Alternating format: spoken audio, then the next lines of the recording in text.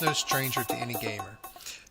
No matter what you think of their consoles, I don't think anybody will question that Nintendo makes fantastic games.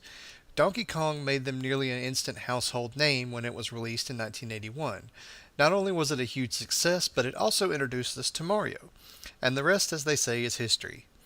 Nintendo's meteoric rise to be the king of arcades and home gaming, however, wasn't without some bumps. One such bump occurred in 1983 with Donkey Kong 3. The story so far.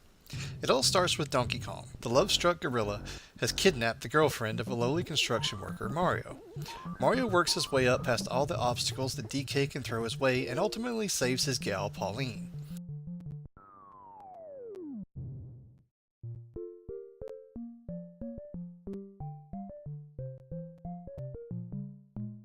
After knocking out Donkey Kong, Mario apparently gives up his job as a construction worker and tries to start his own little zoo, and Donkey Kong is his main attraction. This could also be viewed as the first time that we see Mario has a brother, even though he isn't wearing his trademark green. Mario is the villain this time, keeping the poor Donkey Kong captive as DK's son, Donkey Kong Jr., tries to free his dad from Mario's cage. DK Jr. succeeds.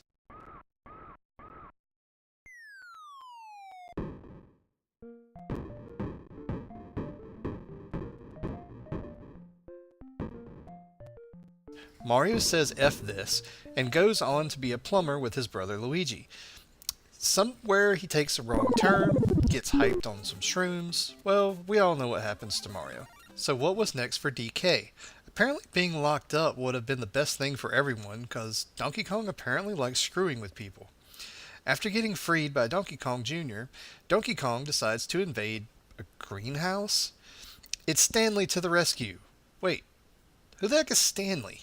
Other than being a collectible in the Smash Bros. Series, this is it for this guy. Although he did appear in Saturday Supercade, if that counts for anything.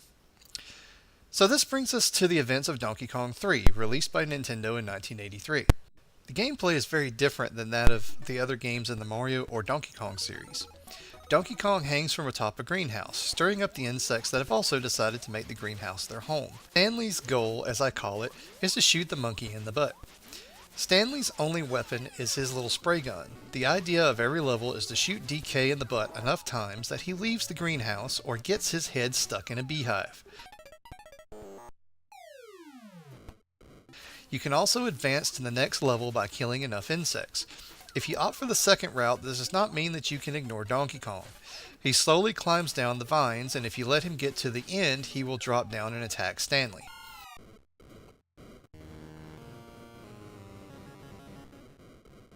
There are several types of insects. You have your average everyday spear-tossing insects. You have insects that burst into pieces when they die. There are worms that can only be frozen or retreat by getting shot by Stanley's spray gun. These worms can only be destroyed by Stanley's only power-up. At the beginning of each life, a super spray gun will appear at the right vine. Advancing DK up the vines will make it drop down. When Stanley grabs it, the spray gun bursts go much faster and have a more of effect on the enemies, including Donkey Kong. One last thing to watch out for on each level is that you have to keep the bugs from toting away all of your plants. Donkey Kong 3 is one of the least liked titles that Nintendo put out in the Mario or Donkey Kong series. I'm not really sure why though. I think possibly for the same reason Luigi's Mansion and Super Mario Sunshine were not initially liked for the GameCube. They weren't really what people wanted or expected from the Mario franchise. To each their own. Both of those games were excellent to me. Donkey Kong 3 has a great challenge to offer if you can get past it being so different from the other Donkey Kong and Mario games. Its main weakness, I believe, is variety. There are really only 3 similar screens in this game, and the previous 2 games had 4 fairly different screens. This game was pretty rare in the arcades. Donkey Kong and Donkey Kong Jr. could be found nearly anywhere, but Donkey Kong 3 just didn't get that same treatment. The game, however, is not difficult to find.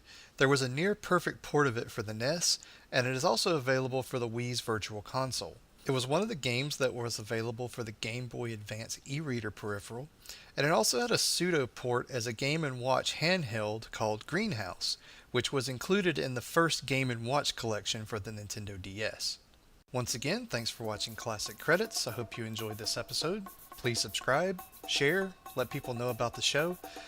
Also, please stay tuned after the credits this week for a special service announcement about the wildfires in Colorado. Tune in next time where I once again hope to show you a game that you may have forgotten or never even heard about.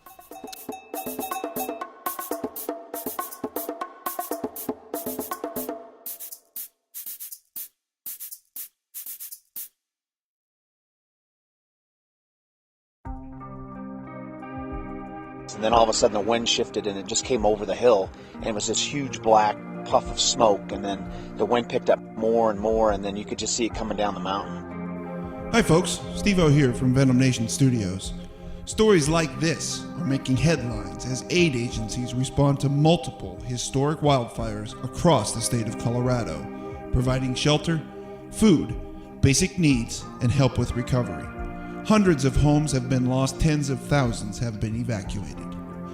A relief fund has been established to aid in these recovery efforts. If you'd like to help financially and cannot help locally in Colorado, please donate. Donations will be given to the Salvation Army, the American Red Cross, and the Humane Society SPCA of Colorado. Supplies are needed from the front lines for the firefighters and persons affected by the fires in need of food, water, shelter, clothing, cots, and emergency equipment. Supplies for displaced animals such as pets and large animals are also needed, and for those animals kept in the shelters from the evacuated and destroyed areas during this historic fire season. Your donation helps these efforts.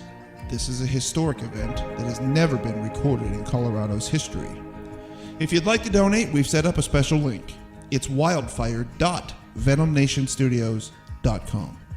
That's a website address, wildfire.venomnationstudios.com. And you can donate via PayPal. Please keep the emergency crews and those affected by this fire in your thoughts and prayers.